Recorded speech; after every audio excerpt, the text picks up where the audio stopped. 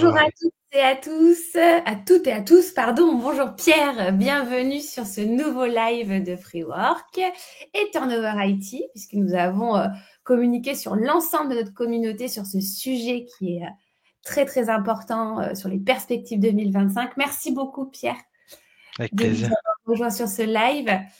Donc, comme d'habitude, on vous attend nombreux en chat. Le principe de ces lives, c'est de pouvoir poser des questions à Pierre de Hayes, qui a concocté pour vous beaucoup de choses. Mais si vous avez des questions, et on espère que vous en aurez beaucoup, n'hésitez pas à les poser sur le chat.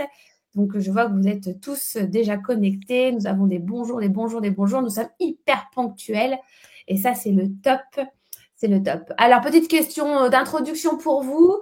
Un ressenti, un mot, vous qui nous écoutez, comment vous sentez 2025? Est-ce que c'est des belles perspectives pro? Est-ce que c'est la peur? Est-ce que c'est la sérénité? Mettez-nous votre avis comme ça, là, spontanément. Comment vous qualifierez 2025? Toi, Pierre, si tu avais un mot à nous donner là pour 2025 en tant que directeur ACE, tu nous en diras un peu plus, mais un mot comme ça. Moi, sérénité, ça me va bien.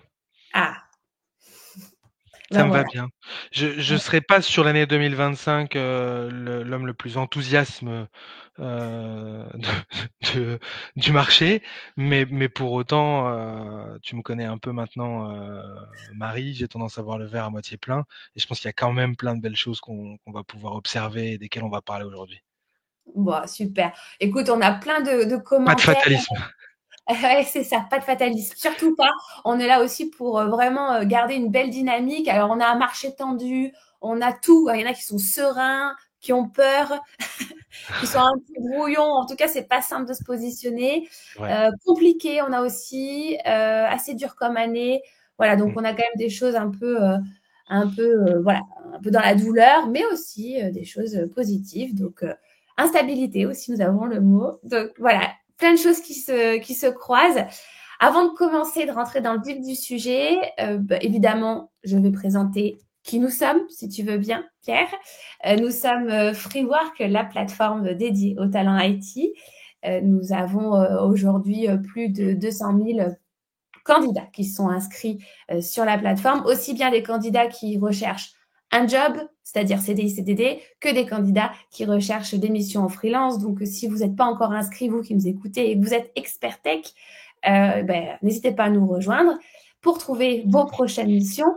Et vous avez aussi la ressource, c'est-à-dire voilà, combien je me vends, etc. Vous avez un blog pardon, avec beaucoup d'articles et de contenus. Et ça, c'est notre valeur ajoutée chez Freework, un forum très, très actif et très dynamique qui répond à beaucoup de vos questions et de vos enjeux. Et c'est pour ça qu'on a créé aussi ces lives avec des experts métiers pour vous apporter du contenu et pour que vous puissiez vous épanouir dans votre vie professionnelle. C'est comme ça que l'on voit les choses. Ah, toi, Pierre, toi, expert, pourquoi es-tu expert? Pourquoi on t'a invité aujourd'hui? Est-ce que tu peux me dire qui tu es, s'il te plaît? Oui, avec plaisir. Bah, écoute, moi je m'appelle Pierre Gromada, je dirige la branche consulting de chez Ace pour la France et le Luxembourg. Donc ça représente à peu près 200 commerciaux et recruteurs qui placent des experts de la tech toute la journée, toute l'année. Donc, je suis pas ingénieur tech moi-même, mais aujourd'hui, je pense que je peux dire que je discute avec assez de CIO, de DSI et de clients du portefeuille de Hays régulièrement toutes les semaines pour me sentir assez confortable pour répondre à tes questions sur les tendances 2025 et essayer d'être le plus franc possible avec tout le monde. C'est pour ça que je disais, je vais pas sauter sur ma chaise en vous disant que c'est la meilleure année économique qui arrive devant nous. Mais pour autant, il y a quand même plein de belles choses qui se passent et desquelles on va parler aujourd'hui. On va rentrer dans le cœur métier. Ce qui était important, et c'est une question que j'ai posée à Pierre quand on a préparé ce live, c'était est-ce que tu es en contact avec des entreprises? Parce qu'en tant que directeur, on pourrait potentiellement imaginer que tu es en management uniquement, mais non. Et je vous rassure, vous qui nous écoutez, Pierre, il est en contact avec les entreprises, les DRH, les recruteurs, et c'est ça qui nous intéresse aujourd'hui, c'est ton retour d'expérience, ton ressenti. On le disait aussi, il y a beaucoup de chiffres qui sont annoncés sur Internet. On a voilà des éléments qui nous sont donnés par des études, etc. Et ce qu'on vient chercher chez toi, Pierre, aussi, c'est voilà, qu'est-ce que tu Plus ressens un quand ressenti. voilà, qu'est-ce que tu as entre les mains pour peut-être nous rassurer ou nous donner une vision. Alors, première question, qu'est-ce qu'on retient de 2024? Qu'est-ce qui va continuer en 2025? Quels sont, voilà, qu'est-ce qui va rester? Qu'est-ce qu'il faut garder, peut-être, Qu'est-ce qu'il faut de cette garder? année Ouais. passée? Et c'est Bah, important. écoute, ouais, moi je garde plusieurs choses. Un, une stabilité de marché.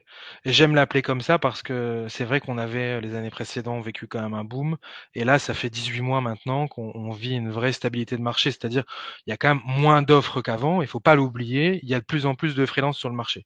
Donc ça, c'est une réalité à laquelle le public des candidats de la tech et des freelances de la tech, c'est une réalité à laquelle tout le monde est confronté. C'est qu'il y a eu un peu moins de missions en 2024 qu'en 2023. Ce sera le cas aussi en 2025. Et la compétition entre les candidats, elle grandit. Il y avait 1 million de freelances dans la tech en 2023 en France. Il y en a eu 1,4 million, pas tout à fait, donc 1,3 million et quelques, en En 2024. 2024. En 2024. Donc ça fait plus de 300 000 personnes supplémentaires sur le marché. Donc la compétition entre les candidats, elle a évolué. Ce que je note aussi de 2024, c'est des tendances RH qui étaient assez divergentes. On a vu les pros télétravail continuer à en faire. On a vu aussi en 2024 beaucoup d'entreprises se poser la question, essayer de créer des cadres, de régler cette politique de télétravail. Pour les plus extrémistes, on a vu certaines entreprises arrêter le télétravail. Donc ça aussi, c'était nouveau après des Mmh. années de publicité pour le télétravail partout dans toutes les entreprises. Il y a aussi un équilibre qui était cherché.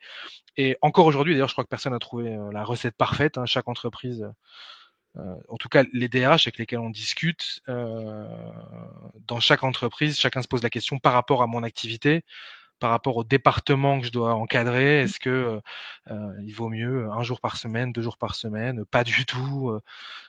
Est-ce que si la majeure partie de mon public c'est des ouvriers en industrie, est-ce que je traite pareil les gens qui sont dans des départements informatiques à côté? Est-ce que par équité, je dis à tout le monde, bah, si eux n'en font pas, vous n'en faites pas? Toutes ces questions-là, elles ont été au cœur de beaucoup de DRH, de beaucoup de départements RH en 2024. Et il n'y a pas de norme de marché qui s'est installée, je trouve. Voilà. Ce qui est intéressant dans ce que tu dis, Pierre, c'est qu'en fait, ce qu'on peut retenir de 2024 aussi, c'est pas forcément lié au secteur spécifique tech. C'est qu'en fait, les modalités RH ont évolué de par l'aventure que nous avons traversée tous ensemble pendant ces dernières années. Comme tous les métiers, en fait, Mmh. les métiers tech sont confrontés à des politiques RH d'entreprise, Ouais. peut-être aussi en termes de budget, en termes de Ouais. dynamique, voilà, c'est peut-être pas la même chose aussi. On a Ouais. peut-être moins d'argent sur les projets tech, je sais pas. Bah, écoute, alors, pour rester sur la conclusion de 2024, Ouais. il y a quand même des choses qu'on a vues, en tout cas des profils qu'on avait entrevus comme les profils de l'année et qui se sont avérés être effectivement très en demande sur le marché. Donc il y a eu plein de profils pour lesquels les compétences étaient en demande, rares encore aujourd'hui, et sur lesquels les clients ont continué d'être en difficulté. Tout ce qui était DevOps, ça a été fortement consommé en 2024 et ça va continuer de l'être en 2025. Tous les profils en lien avec les sujets de cybersécurité à tous les échelons de l'entreprise, ça a été un sujet en 2024, ça va continuer d'être un sujet en 2025. Les métiers de la data, alors ça va absolument pas s'arrêter. L'IA étant là, c'est encore plus de data. Les data centres aujourd'hui, ce sont des gouffres écologiques. Donc il y a aussi des grands projets de transformation de ces data centers, de comment on les rend plus green. Donc ça veut dire qu'en 2025, il y aura aussi ces métiers de la data qui vont continuer d'être importants, et les nouveaux métiers. Enfin, rendre un data center green pour essayer de faire en sorte de réduire les émissions. Euh, ça crée des nouveaux métiers de chef de projet qui existaient moins auparavant. Et puis tout ce qui est product manager, ça a été consommé beaucoup en 2024 et ça va continuer de l'être en 2025. Je pense que les métiers qui ont le plus souffert en 2024 et qui, à mon sens, vont continuer de souffrir en 2025, c'est effectivement les métiers en lien avec l'applicatif et la programmation. Ils ont été Ok. moins demandés en Mm. 2024, il faut le dire, ok. Et donc à toute la communauté de gens qui font de la programmation, c'est une tendance de marché. Et c'est pas que l'IA. Okay. Oui, effectivement, aujourd'hui, grâce à l'IA, peut-être que certains départements informatiques ont besoin d'une personne là où elles en avaient besoin de deux auparavant. C'est une réalité. Par contre, à côté de ça, il faut pas oublier le phénomène du nearshoring qui a commencé il y a quelques années déjà et qui continue agressivement d'attaquer des marchés comme la France. Est-ce que tu peux nous en Aujourd'hui, dire plus par rapport à ça? bah, Qu'est-ce que ça veut oui, dire? bah, et en fait, ce que j'entends par le nearshoring, c'est des pays comme le Portugal, la Roumanie, qui ont toutes ces compétences en programmation à moindre coût par rapport au salaire français et qui finalement poussent certains départements informatiques à se dire, bah, en fait, moi, je fais partie d'un grand groupe, mon entreprise, elle a des entités légales en France, mais aussi en Portugal, aussi en Espagne, aussi en Italie. Et donc peut-être que ces profils-là, qui aujourd'hui représentent une ligne de coût de temps en France, si je les mets au Portugal, je fais telle économie pour le même service. Mm. Euh, Ça, on a tous été confrontés à ça. Hein. Et je pense que c'est des phénomènes qu'il faut entrevoir. Donc quand on regarde quelle formation on peut faire pour monter en compétence en 2025 sur d'autres sujets, c'est bien de se dire que ça existe et ça va continuer d'exister. Ouais, ce que tu dis, c'est qu'il y a en France déjà, il y a, d'après ce que tu nous dis, il y a une croissance Ouais, de candidats ouais, qui sont à la forte. recherche ou pas hein, de mission, mais en tout cas de plus en plus de profils. Et en même temps, sur tous les grands groupes qui ont des structures un peu partout dans le monde, eh bien, il y a cette concurrence internationale qui Oui. vient aussi sur le marché. Donc ça, c'est une vraie tendance qui se maintient, qui était déjà Ouais, valable, mais qui se maintient vraiment en 2025. ouais. Est-ce que c'est en lien avec aussi des restrictions budgétaires, c'est une nouvelle façon peut-être aussi de consommer la compétence? Comment Ouais, ouais, bien tu... sûr, il y a une forme de prudence. Après, là où on peut voir le verre à moitié plein, c'est que il faut pas oublier une chose, c'est la France a annoncé ses prévisions de chômage pour son économie nationale et il prévoit qu'en 2025, il y ait 7,6% de chômage. Okay, d'ici le premier semestre, on devrait arriver là. Dans la tech, il prévoit que ça atteigne les 5%. Donc on est quand même toujours 2,6 en dessous de la moyenne nationale. Donc c'est quand même bon. Et il faut pas oublier que il y a de plus en plus d'externes dans les entreprises. Donc ça aussi c'est rassurant. Mais pour autant, c'est vrai qu'il y a une forme de prudence économique de beaucoup de grands groupes parce qu'il y a de toute façon un marché international qui est tendu, il y a des tensions géopolitiques de partout, ce qui fait qu'il y a aussi de grandes entreprises qui se lancent pas aujourd'hui dans des méga projets de transformation avec le chéquier ouvert et des fonds illimités et tout le monde fait attention à ses sous. Donc voilà. Mais pour autant, en 2025, il y a quand même plein de projets qui démarrent. Et je crois qu'une chose qui peut aider la communauté de freelance et de candidats tech qui est avec nous, c'est de s'intéresser aujourd'hui aux secteurs d'activité. Quels sont les secteurs que je peux aller cibler dans ma recherche parce qu'il va y avoir des projets.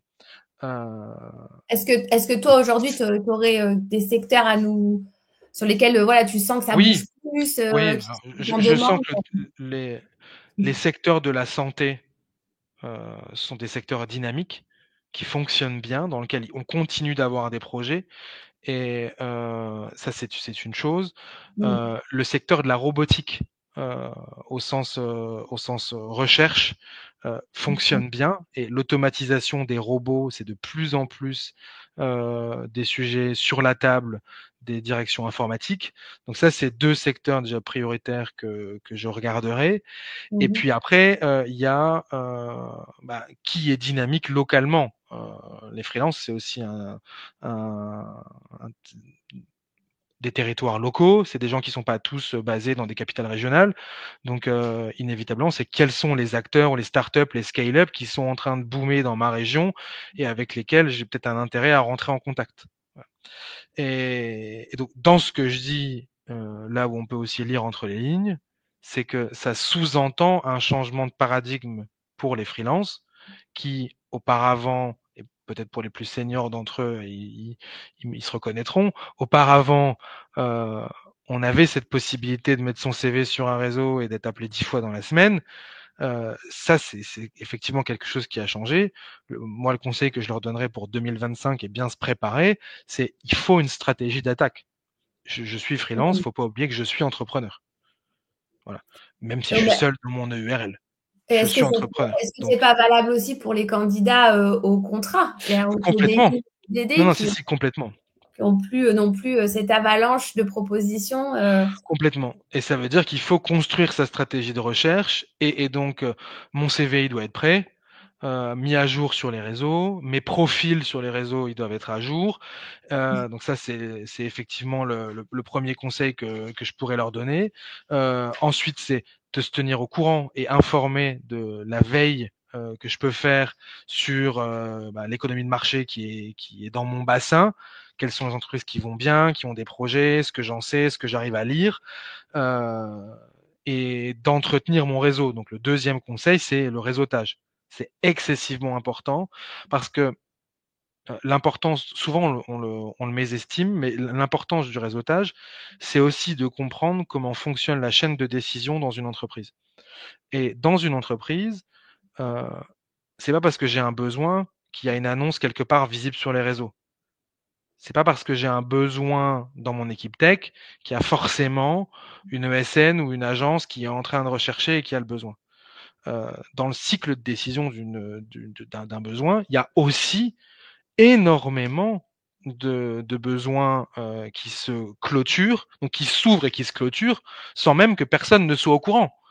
Parce que le chef de projet qui sait, qui a besoin de ressources, en fait, dans son réseau, il a 3 copains à lui qui ont le profil, ou 3 connaissances à lui qui ont le profil. Il va leur demander, est-ce que ça t'intéresse? Est-ce que tu es dispo? Ok, on se met d'accord. Et ça se fait comme ça, et c'est invisible aux yeux de tout le monde. Donc c'est pour ça que l'entretien du réseau, il est essentiellement important dans la période qu'on vit, parce que c'est se créer des opportunités, et c'est nécessaire.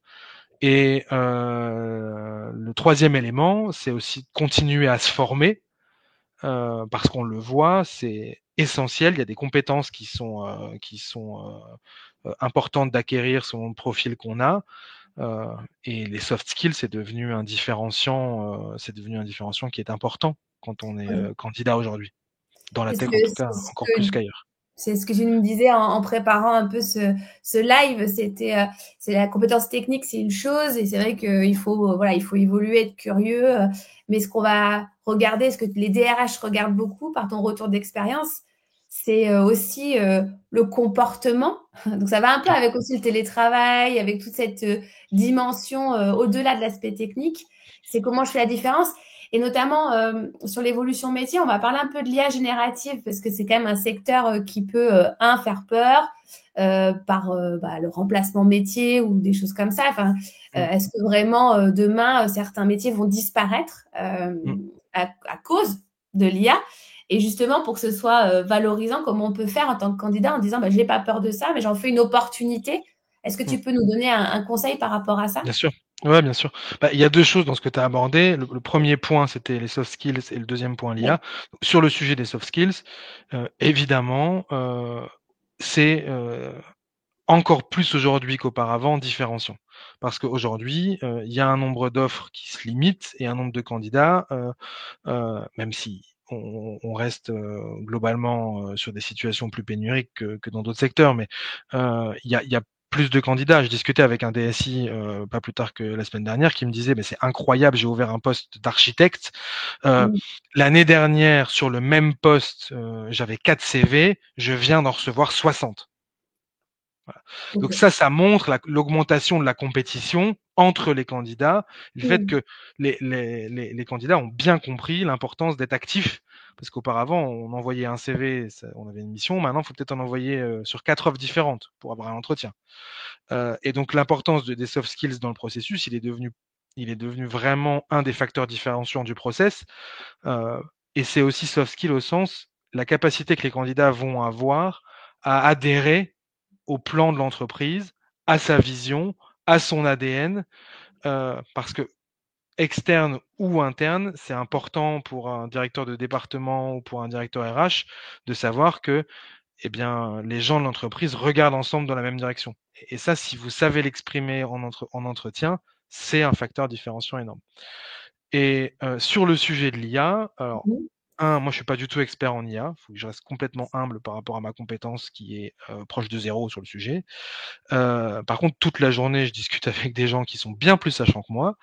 Et je pense notamment au fondateur d'Allegria Group, qui est une personne que je connais bien et qui est très expert du sujet. Est-ce que l'IA va bousculer les codes et les règles? Oui, 1000% oui. Et je pense qu'il faut C'est de toute déjà en façon. train. Ah bah, Déjà, un, plein c'est déjà en train, mais de- oui, on est d'accord. Mais on doit absolument pas ignorer ce changement. Je pense qu'il faut l'embrasser. Et il faut voir comment on peut en tirer profit. Et la grande question, elle est là. C'est comment je peux en tirer profit, comment je peux acquérir des compétences sur le sujet, soit en me formant, soit en rejoignant une entreprise qui a des projets en lien avec ça. Euh, mais oui, voilà, ça peut changer les choses. Après, est-ce que ça va remplacer des métiers? Sûrement. Voilà. Mais il faut pas s'inquiéter. C'est-à-dire que quand on regarde l'histoire du monde du travail, ça a toujours été la quête de toute façon de chaque décennie, c'est comment on peut faire mieux, comment on peut automatiser, comment on peut améliorer pour améliorer la qualité de production, la qualité de vie, etc. Donc ça va continuer à être comme ça. Et Ce qui est intéressant, c'est que c'est pas secret. C'est-à-dire que ça y est, on est non, dedans, on voit que ça bouscule tout bien sûr, l'environnement pro, mais aussi perso. Donc, pour ceux qui, à fond, voilà, sont un peu, comment dire, dans le doute ou qui ont peur, hein, c'est un peu ce qu'on peut ressentir peut-être quand on est dans des métiers comme cela, bien c'est de sûr. se dire, bah, allons-y, tant qu'à faire.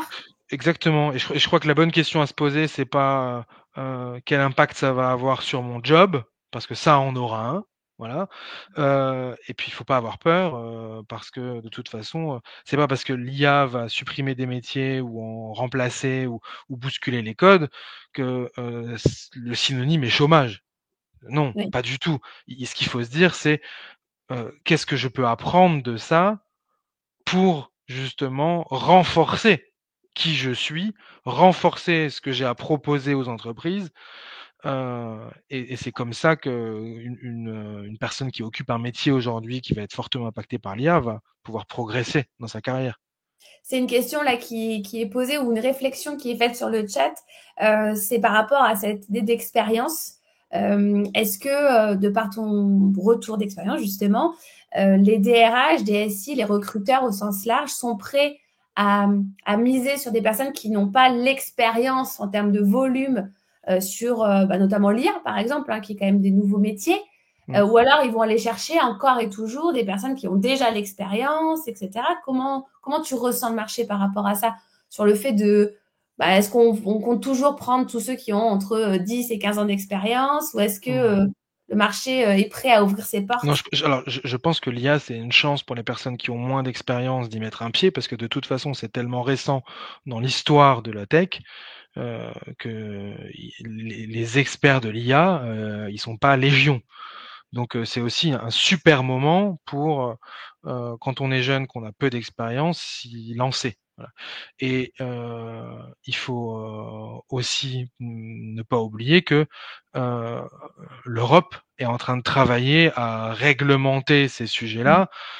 Donc euh, moi, je suis aussi rassurant sur le sujet, parce qu'on a souvent été questionné sur, bah tiens, est-ce que l'IA trie les CV? Est-ce qu'il y a un robot qui va remplacer les recruteurs et qui va faire en sorte que le robot il dit bah vous recrutez ces personnes-là plutôt que ceux-là? Tout ça, ça va être, c'est en train d'être réglementé. Tu as l'AI Act qui est sorti, le Data Governance Act qui est sorti, qui sont quand même des directives européennes qui visent à réguler ces sujets.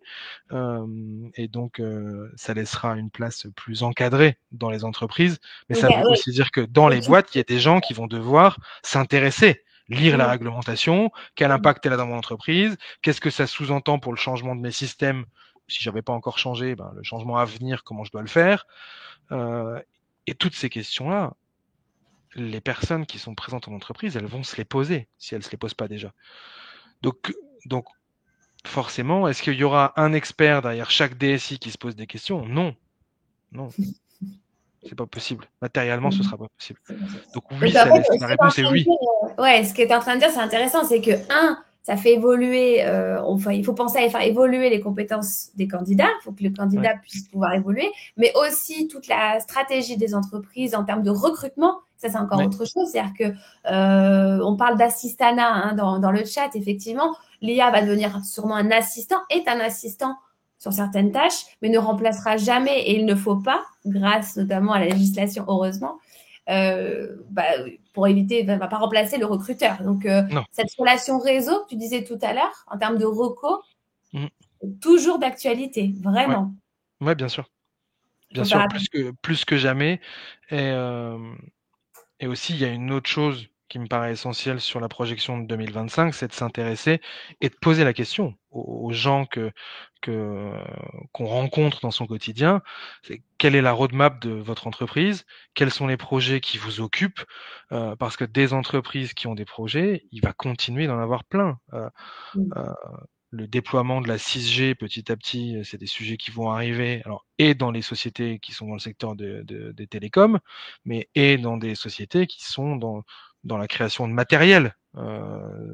Et donc c'est un exemple parmi des millions. Mais tout ça, ça veut dire que, même si l'économie est pas la plus excitante en ce moment, il y aura quand même des sujets, il y aura quand même des projets, il faut s'y intéresser. On Et lit puis aussi pas mal la cybersécurité, ou en tout cas la sécurité. Est-ce ouais, que c'est aussi un secteur qui bouge de votre côté? On parle ouais, du complètement. cloud, tu disais tout à l'heure Ouais, aussi, les data ouais. centers. Voilà. Complètement. Et nous, on a vu chez Ace, on a vu des nouveaux métiers émerger cette année. On a placé des personnes, experts en cybersécurité, qui sont, mi-formateurs, mi-éveilleurs de conscience, si je puis dire. Et ça, c'est des métiers qui n'existaient pas. On a placé des gens, leur journée de travail, ils les passent à essayer de sensibiliser les salariés d'une entreprise pour éviter les cyberattaques, pour prévenir des risques de cyberattaques. Et ça, c'est dans le monde de la tech, c'est des métiers qu'on voyait pas il y a encore 10-15 ans. Et En ce tout sont, cas, et ce pas sont full des, time comme ça. et ce sont des experts techniques, du coup, on est bien d'accord.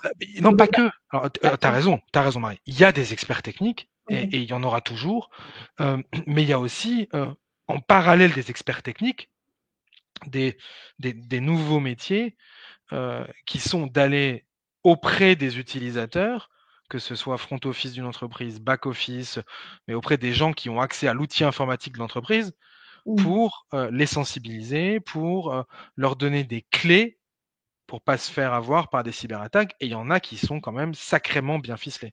Et Ouais. on le sait, la cybersécurité, le risque, il vient très souvent du manque d'attention d'un salarié. Oui, oui, C'est oui, la donc c'est première entrée. C'est la oui, oui, première entrée. bien sûr. Et donc, en termes de sensibilisation, s'il y a des métiers, on entend beaucoup RSE, responsabilité écologique, etc.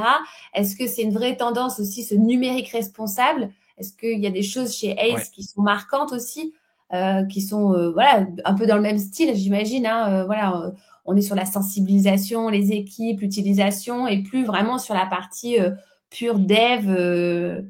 Clairement. Alors chez nous en interne à fond, hein, on a créé des départements RSE et cetera, mais j'étais pas venu pour parler que de Ace. Sur le marché chez nos clients, oui aussi Ouais. Marie. Franchement, on a vu, des clients, même des grands spécialistes du monde du data center, heu, se poser ces questions. Comment mon gouffre écologique, qui est mon data center ou mes data centers quand j'en ai plusieurs, Mm. comment je peux le rendre, plus écolo? Alors 1 pour économiser de l'argent bien sûr, parce que la consommation dans ces entreprises-là, c'est le nerf de la guerre, heu, mais aussi parce que c'est devenu essentiel.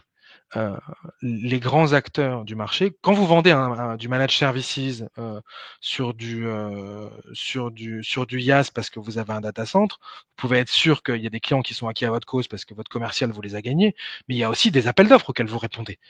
Mais dans tous les appels d'offres aujourd'hui, ça c'est nouveau depuis, Bien les sûr. dernières années, mais ça en fait partie. Il n'y a Mm. pas un grand groupe français, qui fait pas un appel d'offres dans lequel il y a une partie RSE. c'est partout, voilà et ça compte des points dans les réponses, de savoir, dans l'offre, qui est tech qui est proposée, quelle est la part RSE, quels sont les changements qui sont faits et ça crée des nouveaux métiers.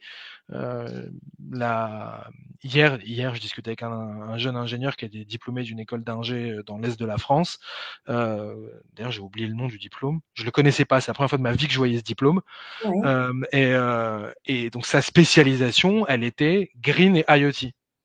Ah oui, Donc c'est ça. il était chef de projet, Mmh. spécialisé pour conseiller les entreprises dans comment, dans leurs projets d'automatisation et de robotisation, ils allaient pouvoir avoir une consommation la plus green possible et ça, c'est des métiers qui émergent, Ouais. effectivement. Il y en aura besoin de plus en plus, Oui c'est évident. et dans des entreprises qui auparavant s'intéressaient peut-être un peu moins à la tech, et qui depuis quelques années s'y intéressent fortement et ça va continuer d'augmenter en 2025. Les entreprises de maintenance, par exemple, tout ce qui est, maintenance électrique, génie climatique et cetera, ce pan-là de l'économie française, qui était pas toujours associé à la tech, ben, le devient.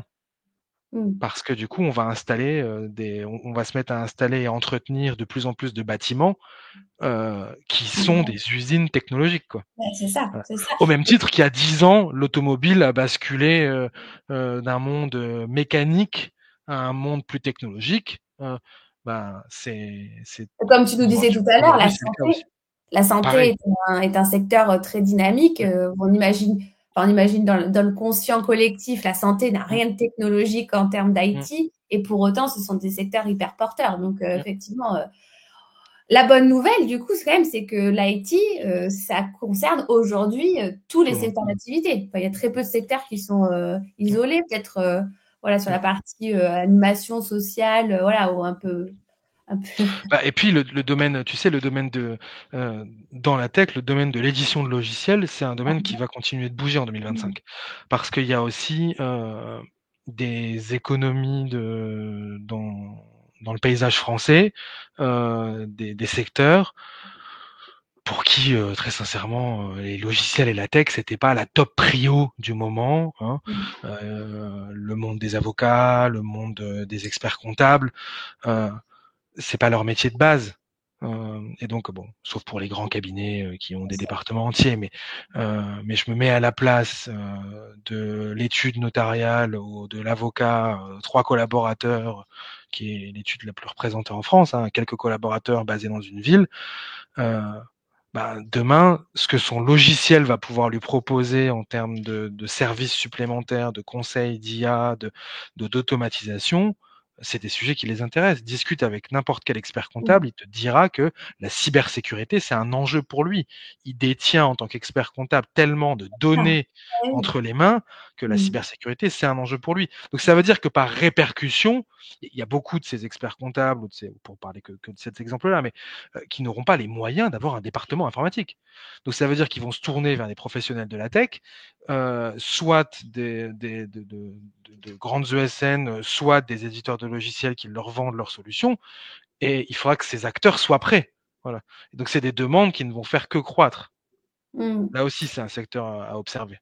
Et si on revient sur la partie métier, donc on parle beaucoup là, enfin quand je t'entends, je parle beaucoup de chef de projet, sur des nouveaux métiers aussi, où on va avoir la compétence communication, Mmh, conseil, etc. En introduction, tu nous parlais des métiers plus de prod qui ont souffert ouais. d'application. Euh, voilà, est-ce qu'on peut en reparler un petit peu parce qu'il y a quand même beaucoup de personnes qui font ce métier-là. Mmh. Est-ce que comment on peut se positionner? Quels conseils tu pourrais donner? On a une question sur, par exemple, tout ce qui est embarqué, le développement d'applications embarquées. Est-ce que Mmh. c'est des sujets qui sont encore d'actualité? Est-ce que Oui, ça recrute? oui. Oui, c'est Oui. toujours d'actualité l'embarqué. Oui. Il y a encore beaucoup trop de choses à faire et d'entreprises qui ont envie de rattraper leur retard, pour qu'on puisse dire que ça y est, c'est plus de l'actu. C'est sûr que tout ce qui est IoT, moi je lie aussi ici l'embarqué à l'IoT. Heu, parce qu'aujourd'hui, voilà, c'est dans les objets qu'on retrouve le plus de projets comme cela. Oui, Mmh. ça va continuer de se développer et c'est toujours d'actualité. Sur les métiers de la prod, écoute, j'ai pas de boule de cristal, mais dans les Non. projections, voilà, dans les projections que je peux me risquer de faire, c'est qu'effectivement, je vois pas du tout une économie qui boom. Je vois plutôt des ouvertures de postes en baisse pour ces métiers-là, D'accord. et je pense que la tendance va se confirmer en 2025. Voilà. Je pense qu'on a Mmh. aussi, moi, je me sens le devoir d'être transparent aujourd'hui avec les gens qui nous écoutent. Je vois pas une augmentation croissante du nombre d'ouvertures de postes. Voilà. D'où mes OK. conseils, soyez actifs dans l'entretien de votre réseau. Ouais, c'est ça, Voilà, c'est faut y ça. aller, quoi. Faut y aller, faut y aller. Autre question qui revient assez régulièrement là dans le chat, c'est la partie financière, parce que c'est un peu le nerf de la guerre. Alors, C'est je ne sais vrai. pas si tu auras des informations concrètes à nous partager, mais en tout cas, voilà. Est-ce que la tendance sera à la baisse, ce fameux TJM? Est-ce que les négociations sont rudes? Est-ce que toi, en contact avec les décideurs, Ouais. tu te rends compte qu'effectivement, ça tire, ça tire, ça tire, et donc par répercussion, ça tire partout? Voilà, quel est ton retour d'expérience, ton ressenti sur ce Ouais. TJM?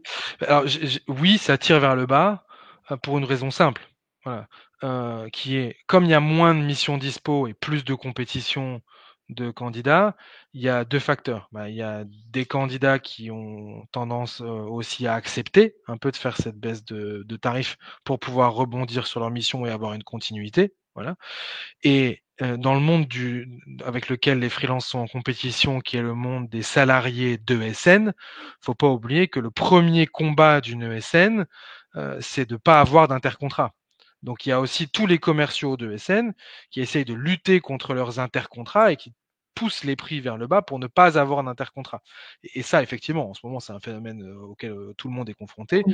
Les clients, les décideurs informatiques ont effectivement très bien compris que c'était la tendance de marché, et donc le jeu des négociations, il est plus fort que jamais. Après, il n'y a pas de chute vertigineuse des prix, voilà, pas d'inquiétude, on n'est pas du tout à ce niveau-là. Mais alors, il y a clairement pas d'augmentation non plus des prix aujourd'hui sur les taux. Est-ce que par rapport à 2024 où on avait vraiment, Stable. Ouais, non, d'accord, stable. Moi, je OK, vois une vraie stabilité. Ouais, ouais. OK, OK. Les projets, voilà, la dimension des projets est toujours identique et ils sont Et prêts à puis, mettre la bonne valeur en face. ouais, exactement. Et une chose qui est importante de dire, c'est que quand un décideur informatique, il est convaincu qu'en face de lui, il a la bonne personne, il va mettre le TGM qui est demandé, quoi. Bon, ça, c'est une belle recommandation. C'est Ouais. lors de ces entretiens, de cette négociation, pardon, j'ai cru que j'avais une autre slide. Lors de C'était un ces signal pour me dire au revoir. non, pas du tout, pardon, pardon. Et voilà, on arrête. Non, c'est pas vrai, c'est pas vrai. Vraiment, ce que je voulais voir avec toi, c'est vraiment en termes de recos sur ce positionnement face à un recruteur. Ouais. Est-ce que pour toi, voilà, c'est la même chose si je suis face à un intermédiaire, si je suis en direct? Enfin voilà, quelle est ta recommandation par rapport à ça? Ouais. Je pense que, déjà, il faut pas se brader dès la première annonce. OK? Il faut annoncer un tarif avec lequel on est confortable de pouvoir un peu négocier. Mmh. Partez du principe que négociation, il y aura. Voilà. D'accord. Donc, OK. inévitablement, faut se garder une marge de manœuvre dans la négo, toujours, c'est ce que je conseille, aux gens. Et puis, ensuite, après, faut rester ouvert, et il faut être au clair avant de démarrer la conversation à quel est le minimum que je peux accepter pour garder le niveau de vie que j'ai envie d'avoir en termes de facturation, du salaire que j'arrive à me verser, et Mmh. si je suis salarié, quel est le salaire minimum dont j'ai besoin, pour pouvoir, vivre décemment et faire ce que j'ai envie de faire en termes de sorties, d'épargne, de dépenses. Faut l'avoir en tête. Comme ça, la négo elle est pas vaine et vous savez, quel est votre minimum, et puis après, le Et le puis plus vous je arrivez à négocier, réagis le mieux par c'est. Voilà. bien sûr, bien sûr. Et puis il y a peut-être beaucoup aussi d'arguments à peut-être à travailler en termes de posture. Ouais. Mais je réagis par rapport à ce qui a été dit et je vous rappelle rapidement que vous retrouvez ce live en replay hein, pour ceux qui n'ont pas assisté au début des recommandations de Pierre, pardon. Mais c'est un sujet aussi de concurrence parce qu'il y en a certains là qui sont un peu agacés par la concurrence étrangère, mais c'est une réalité marché. Ah! Il faut aussi peut-être enfin voilà, la prendre en compte dans votre négociation. Mmh. Ouais. OK, ça marche. C'est une réalité et de toute façon une entreprise alors il y a 2 types de concurrence étrangère. Il y a la concurrence espace Schengen, où là de toute façon on est en libre circulation des biens, des marchandises et des personnes. Donc inévitablement, si une personne qui est basée, en Belgique, dans l'espace Schengen, veut venir travailler en France et faire moins cher qu'un Français, bah, de toute façon vous pouvez rien dire, c'est la libre circulation est faite pour ça. Bah, on n'a rien à dire. Voilà. Et puis, il y a les personnes qui sont hors espace Schengen. Il faut se dire que ces personnes-là, le dumping de leur prix, c'est aussi un moyen pour eux, peut-être d'essayer de réussir un processus de rapprochement familial, d'immigration, et donc c'est aussi, ils savent de toute façon que c'est difficile après, de s'ancrer dans une démarche comme celle-ci, d'obtenir des papiers, des visas, et donc effectivement, l'attraction par le prix, elle est l'argument qu'ils ont entre les mains, donc ils jouent leurs cartes. Voilà. Ça me paraît logique. Et il y a l'autre élément aussi qui est, si une entreprise et son comité de direction a décidé de déplacer le département informatique, vous pourrez lutter comme vous voulez, il y a des profils qui partiront, dans des pays, moins chers, où il y a moins de taxes, qu'en France, et ça, on peut pas lutter contre ça. Donc c'est une réalité et c'est vrai que c'est pas facile quand on est confronté à ça et c'est vrai aussi que ça peut être énervant, et qu'on a tous envie de s'agacer dans certains moments. Je crois que, ben, faut aller regarder ailleurs du coup. Voilà. Oui, c'est une des Faut se choses dire: de «Allez, je réussite. laisse tomber, j'ai compris, c'est pas pour Mmh. moi Mmh. et je mets mon énergie dans quelque chose qui va me faire plus de bien, je vais me trouver un autre projet». Autre question, où là, on n'a pas trop d'impact puisqu'on ne peut pas rajeunir ou vieillir à notre Ouais, guise. ouais. Est-ce que, il y a une vraie différence après, ce que tu vois entre le recrutement des juniors et des seniors? Est-ce qu'aujourd'hui le marché, est plus facile pour une certaine catégorie d'âge ou est-ce que, Ouais. c'est un ressenti seulement? Non, je crois que c'est une réalité. Le marché, il est plus facile pour les gens qui sont au cœur de leur carrière, qui ont déjà des premières expériences et donc gagné une forme d'assertivité dans ce qu'ils ont à proposer aux entreprises et qui présentent déjà des projets à leur catalogue de services pour pouvoir le vendre, aux clients. C'est cette partie de carrière qui est la plus dynamique. Mais ça, c'est une vérité générale. Je crois que le marché, il a toujours été organisé comme ça, c'est pas une nouveauté. Mmh. Ça demande plus d'énergie, de chercher du travail, après 50 ans. Ça demande plus d'énergie d'en chercher, avant 30 ans. Heu, c'est une vérité générale, voilà, c'est pas Et est-ce que, je crois que ça a toujours été organisé comme ça. est-ce qu'en termes de reconversion, Ouais, les personnes qui sont en reconversion, puisqu'on dit que les métiers de la tech sont attractifs parce qu'il y a du ouais, job, voilà, donc c'est un peu moins ouais, d'actualité maintenant, mais voilà, c'est un vrai constat. Il y en a certains qui se sont ouais, reconvertis. Donc, si j'ai 50 ans et que je suis junior, ouais. est-ce que c'est des profils qui sont regardés ou est-ce que vraiment c'est compliqué? Non, je pense que c'est plus compliqué, faut pas se mentir, parce que du Mmh. coup, vous allez être face à des gens qui ont leurs croyances et un recruteur, c'est un être humain. Voilà. Déjà, c'est une bonne Et nouvelle, donc hein. non C'est mais pas un voilà, refus. faut se dire les choses. Un recruteur, c'est un être humain, peu importe l'entreprise qu'il représente. Heu, les recruteurs, que ce soit des PME, des grands groupes, ils ont leurs propres croyances donc faut tout de suite réussir à le détecter. Voilà, qui vous avez face à vous, quelles sont un peu ses croyances, les barrières qu'il va se mettre Mmh. et puis, bah, sachant ça, vite passer à autre chose si on est bloqué ou à l'inverse, si on a quelqu'un qui comprend tout l'intérêt de ce genre de reconversion et tout ce que ça va pouvoir amener à son entreprise, ben, génial, on va faire affaire et puis, c'est tout. Et Mais est-ce voilà, qu'en tant faut que l'avoir en tête pour pas ouais. s'offusquer et pas se vexer, quoi, parce que c'est la Mmh. réalité de comment le marché français est organisé et on aura beau s'en offusquer, je suis pas sûr qu'aujourd'hui on puisse faire grand chose, quoi. Et est-ce que, un recruteur va regarder les projets, perso? C'est-à-dire que si en Oui. termes de ouais, d'accord, Ouais et ça compte les clients, ils vraiment? aiment bien, il y a plein de candidats oui, il y a plein de Mmh. candidats qui arrivent avec leur catalogue de Mmh. projets qu'ils ont menés à côté Ouais. de leur projet et parce qu'il y a aussi certains candidats qui ont fait des projets, pour eux à côté qui sont plus sexy que ce qu'ils ont fait en entreprise. Donc Ça doit voilà, ça arriver arrive, aussi, ça. voilà et puis, donc c'est bien de l'avoir et si vous avez un book Mmh. de vos projets, de ce que vous avez mené, bien sûr que c'est un facteur différenciant. OK. Ouais, ouais.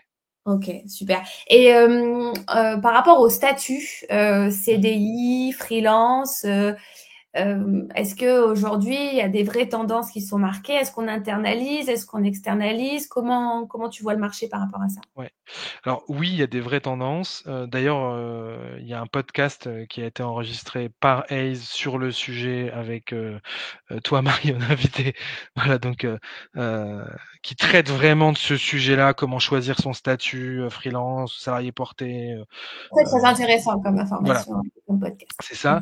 Heu et là, en fait, il y a pas de vérité générale sur le marché parce que ça va vraiment dépendre de la roadmap de l'entreprise, de comment elle a prévu de dépenser son argent, Mmh. et de dans quelles conditions économiques elle se retrouve. Voilà.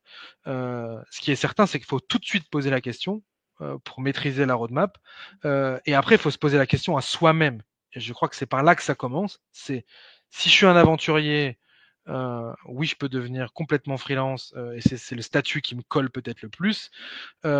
Si j'aime l'indépendance, mais que certaines choses me font encore peur, eh bien, devenir salarié porté, c'est le meilleur des 2 mondes. Voilà.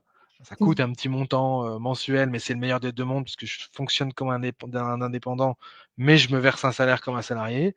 Si je suis plutôt, sécuritaire, eh bien, je reste salarié ou je continue dans cette voie-là et Et j'ai envie de dire, est-ce que il y ça a change quelque chose pour le non, recruteur? non. Ah, pour le recruteur? Heu, Bah, de toute façon, sur la roadmap d'un responsable informatique, il y a une masse salariale qui est prévue et il y a des dépenses externes qui sont prévues. Donc en fait, si, on arrive dans une phase du projet où, il y a besoin de X externe, bah, ce sera en externe et Mmh. si donc le recruteur, j'ai envie de dire, lui, il a ses consignes et il sait ce qu'il doit rechercher, interne ou externe selon le déroulement de la roadmap de son directeur informatique. Après, ben, ça change selon la phase du projet où on se trouve, quoi. Ouais, ouais. Donc en fait, finalement, quand un recruteur, ce que tu dis, c'est un recruteur, lui, il a un budget alloué en fonction Ouais, des différentes lignes. Et donc, bah, c'est peut-être au candidat d'adapter. S'il veut vraiment faire ce projet, c'est le candidat qui va devoir s'adapter finalement. C'est ce que tu es en train de me dire. alors exactement, s'il veut vraiment le poste et qu'il veut vraiment l'avoir, et que ça démarre par une mission de consulting ou en tant qu'externe, oui, ils vont pas transformer Mm. ça en un CDI. Bon, c'est possible, hein, voilà, mais Dans bon, ces cas-là, il faut avoir un c'est bon pas réseau et il faut vraiment ouais, aller voilà, convaincre son c'est ça. interlocuteur. Faut être capable d'influer sur, le cours d'un budget, d'une roadmap, Ouais. d'un plan de charge, qui était pas prévu. Heu, bon, c'est pas l'essentiel, en tout cas, des Oui, du candidatures qui se positionnement. transforment. Ouais, c'est ça, Ouais, ouais. d'accord, OK. Non, ça, c'est hyper intéressant parce que des fois, quand on se lance, en tout cas, ou quand on est en reconversion, bon, on se pose la question du statut.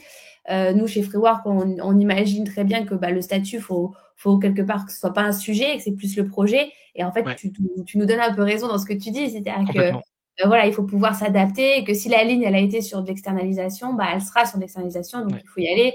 Et ouais, pourquoi pas passer par le portage salarial ou d'autres solutions qui vous correspondent. Donc, bien sûr. c'est un vrai, je trouve que c'est un vrai conseil de positionnement que tu nous donnes là, Mmh, parce que des fois, on est un peu fermé sur notre situation personnelle, mais le ouais. marché veut qu'il y ait des lignes qui ne sont pas modifiables en termes de financement. Ouais. Merci Et beaucoup, puis Pierre. après, une fois peut-être dernière chose qu'on peut dire, Marie, une fois qu'on a un pied dans l'entreprise, Oui, si on est externe, et qu'on s'y sent bien, bah, on a tout le loisir de faire sa promotion et d'aller taper, de différentes portes de l'entreprise pour dire: «Hey, moi je suis externe chez vous, mais en fait, je suis tombé amoureux de votre boutique, me vois bien continuer, comment on peut discuter de mon internalisation?» et donc c'est beaucoup plus possible quand on a déjà un pied dedans, quand on en a pas. Voilà. ouais, ouais. Ça, c'est aussi ouais, dans la longueur, dans la relation qu'on tisse On tisse, avec son exactement. client, Voilà, c'est d'aller se montrer, de ne pas être que externe, que en télétravail, que en full remote. De se montrer, ça peut être intéressant aussi en ouais, termes de fidélisation. faire sa pub. Est-ce que tu aurais, voilà, pour résumer, euh, puisqu'on a dit beaucoup de choses, hein, on a parlé des secteurs porteurs, on a parlé des métiers, on a parlé de ces métiers qui se transforment et qui sont orientés très responsables, conseils en termes de sécurité numérique responsable. Mmh, Voilà, il y a beaucoup de sujets qu'on a abordés là ce midi, en termes de TGM aussi. Donc, je vous invite à re-regarder le live, si vous Ouais. avez envie d'avoir ces réponses-là. Pour résumer, Pierre, 2025, je suis expert tech. On va Mmh. dire, je suis dans la bonne tranche. Ouais. J'ai une quinzaine d'années d'expérience. Voilà, je m'attends à quoi comme année? Je m'attends à une année où l'économie, elle va être plutôt compliquée, plutôt prudente, où les entreprises vont pas ouvrir des centaines et des milliers de postes et donc une année, pour laquelle je dois être l'acteur de ma recherche de mission. Super. Devenez acteur de votre recherche de mission. Voilà. Déposez vos CV sur les plateformes qui sont dédiées, et notamment Freework, pour pouvoir être vu par les recruteurs, parce qu'il y a aussi cette partie-là. Et n'hésitez Tout pas à répondre aux offres aussi. Chez Ace, vous faites des podcasts à destination des candidats. Vous avez aussi évidemment plein de Nos études de recherches de rémunération, missions. ouais. Voilà, sur des sujets clés de positionnement, de rémunération. Donc, on vous invite à découvrir tout ce contenu. Et puis, effectivement, vous retrouvez aussi les offres de Ace sur Freework parce que vous avez des jobs. Et ça, c'est la bonne Exactement, nouvelle, cette émission. c'est ça. En tout cas, on vous remercie. Et surtout, Pierre, merci beaucoup Merci à toi de de ta m'avoir invité, Marie. participation, de cette transparence, parce que c'est vrai que c'est ça aussi qu'on vient chercher, c'est voilà, cette vision d'expert au quotidien avec les décideurs. Donc voilà, n'hésitez pas à re-regarder, à vous connecter. Merci Pierre, bonne journée, Merci Marie, à bientôt. à À bientôt à bientôt, tout le monde, au revoir. au revoir.